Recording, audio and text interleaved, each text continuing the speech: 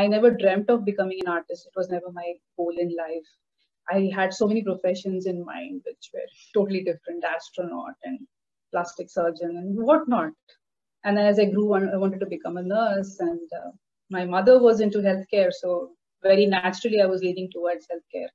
So art by itself was never a profession that anybody would encourage of in those days. It was not a engineer, doctor thingy. It wasn't a conscious choice, but I never abandoned art. Art always came in everything that I did, be it school, college, meetings, or anything. There was some display of creativity that would come in some format or not. You could be weaving a basket or making a flower arrangement or cooking a meal or decorating your dish or beautifying somebody like for their wedding. All this is art. It's all creativity. So I wouldn't say I was just painting per se. And as I got older, I did a lot of paintings. I never knew that I was self-learning. I never knew that I was self-taught. I was simply seeing whatever I could. We would have a lot of second-hand art books sold on the footpaths of Hyderabad. Very beautiful things that you get.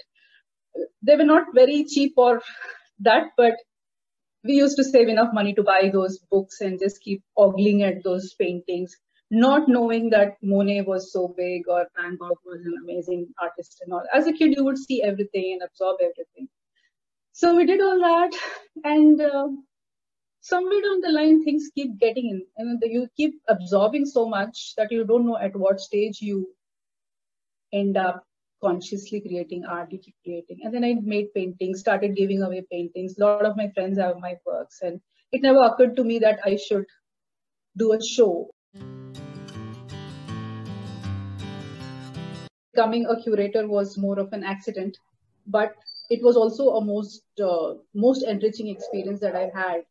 And when I did the show called Silent Tree, there was so much that I learned on the fly, as and when I was working on it, and it was moving on from one stage to the other. It's just not about learning what curation is or what art history is and things like that. This is about the end-to-end of the whole process of planning, designing, organizing, executing, closing, and calling it a day, and then planning for the next one. It's a cycle. Like, for example, when I did Silent Tree, and I did as much meticulous planning that I could do. And then when the day came when we had to start hanging the artworks for display, and then you want every artwork to stand out because these are these are very close to your heart. You've got a piece of, what do you say? You got the other artist's babies, and you have to showcase them in the best light possible. I think that kind of learning that you get as a curator is immense. And it also makes you appreciate as an artist that what all pains the other side goes through to show your art in a good light. And you want to show the artist in the best light possible because they get one page in that catalog, and you want the best to stand out. So the image quality has to be good. These are all little things that go in making the art show successful. And to have that kind of an art show where people who came, they cried when they read the poetry. You had some people touching the artwork and they were actually having tears in the eyes. I was not ready for these things. I never thought that art could have that kind of an impact in a place like this, where this kind of art was not there, if I could say. I mean, in person, seen by a lot of people. Some people just stood there reading the poetry, and they were just standing there for so long, just lost in their own world. People listening to the music, people sitting down on the floor of the gallery and just closing their eyes and sitting there experiencing whatever that experience that was for them. I was not ready for all this. I never thought that I will witness something like this. And these things, I don't think I would have seen or experienced if I just stuck to being an artist. I myself don't know why I did this curation, what made me do it. It's a very mystical question for me, but I am so lucky to have experienced this as an artist and as a curator. Silent Tree happened more by accident than as a planned activity. I had written a poem. I dabble in poetry once in a while. So the poem was called The Silent Tree. And it was a long poem, but it had a story in it. And I shared the poetry with the artists and my concept note. And I said, what do you think about it? And everybody jumped onto it. And so let me just start reaching out to more people. And people from photography said, what about it? And when I saw the pictures, I was also like stunned by the beauty of it. Like, why not? Why should it be only paintings when you can feel so much by seeing so many things? So I said, okay. And then painting happened, poetry happened, sculpture happened. And then when I realized that we are almost touching everything except smell and something for the ears, the other senses, we started looking out for the natural tree products. It was just not about seeing things, it was hearing something. You go to one corner of the gallery, you find an artist from Canada has recorded her poetry in the audio format. We were lucky to have a gallery which had a small group and it recorded, just playing it on a loop, all the audio. So people suddenly, from hearing some weird foresty, nymphy music, they suddenly transported it to a poetry recitation by the artist herself. And it was a beautiful labor of love. All the artists who participated, some new, some experienced, and some of the very senior artists from India, they sent their works. And I was so humbled that they could trust somebody like me. I mean, I'm a newbie when it comes to art. I am not somebody who did her art education. I am self-taught. And then it was my first show. It was my first curated show, and the trust that they placed in me, being so they're like gurus of the art world. I love their work so much, and I always admired them since my youth days when I was in my 20s and all. I would look up to them and admire their works. And then having them participate in my first show, I think it's a dream come true. That gave me a lot of happiness, lot of peace, a lot of sense of purpose also. That you could not only touch this theme, but you could touch people, and you could touch people from different walks of society, school children, youngsters. In fact, people who couldn't see, who were blind, were also there in the show. They could come and touch so many things, smell so many things. I think that was the most beautiful experience I've had. I don't know if I can replicate it, though it is going to be a once in 2 years affair, but I hope so. I hope to do it bigger, better. Let's see.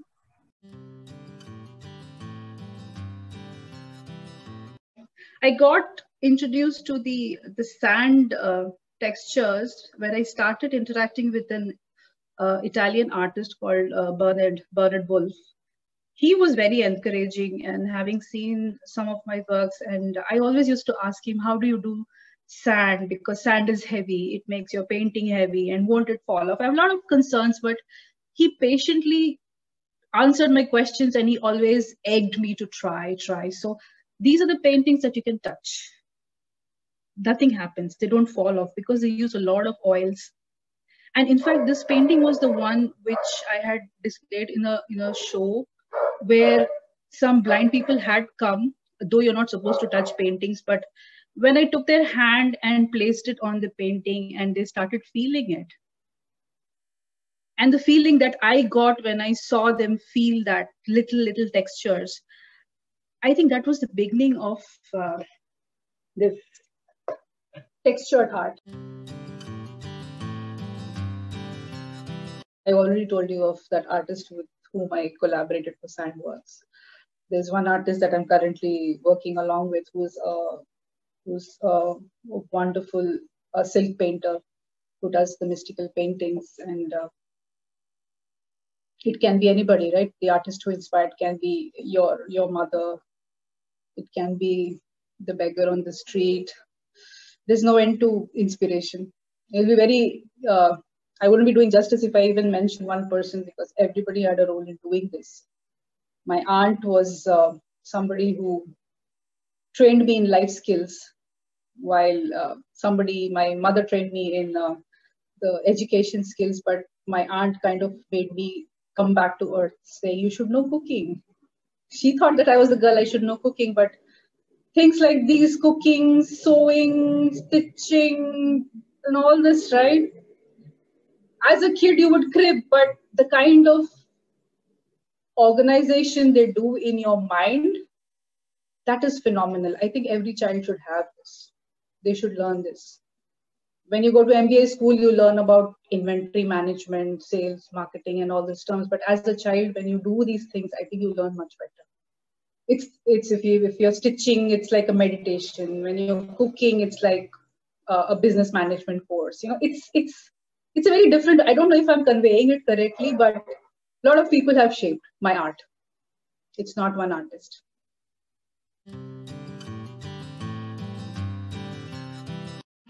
Art camps, art residencies, these kind of events are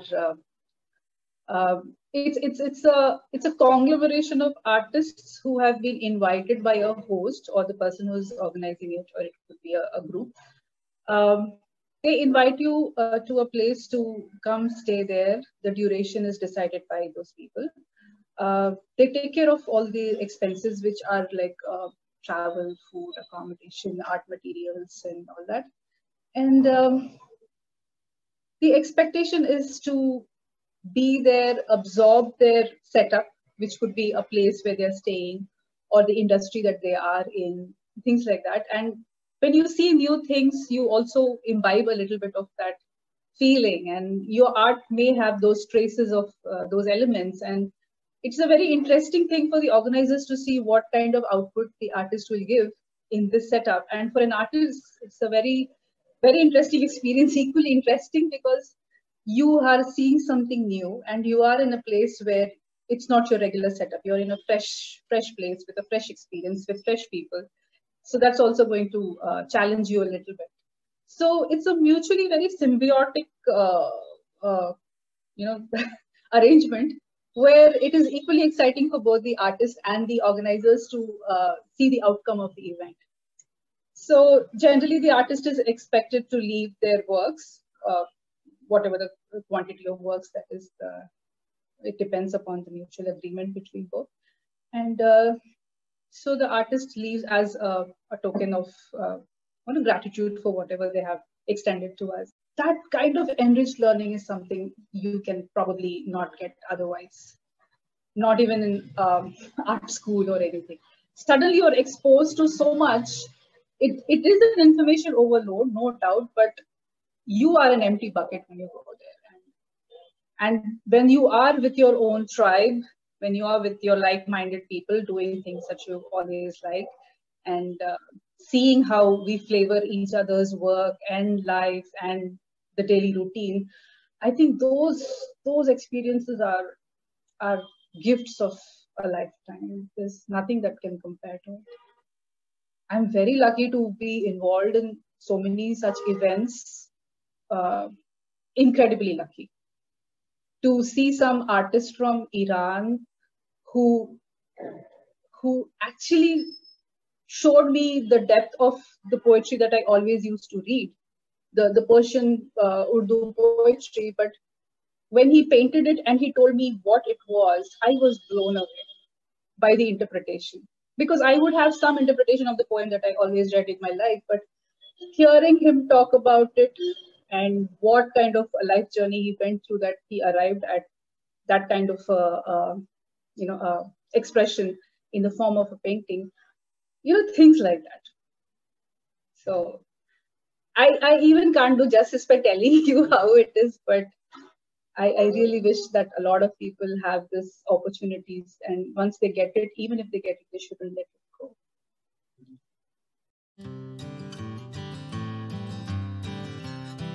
Very honestly, I enjoy doing both. When I'm doing my art, I'm painting. I paint in the middle of the night when it is extremely quiet. There's just nobody around. I need the silence. I need that meditation. I need that peace of mind for myself. I don't create it when I'm surrounded by people. And when I go to work, there is this buzz, there is this electricity, there is this live wire that I'm touching there in the daytime that is fueling my art in the night. And when I come back to the office, I'm getting a lot of ideas.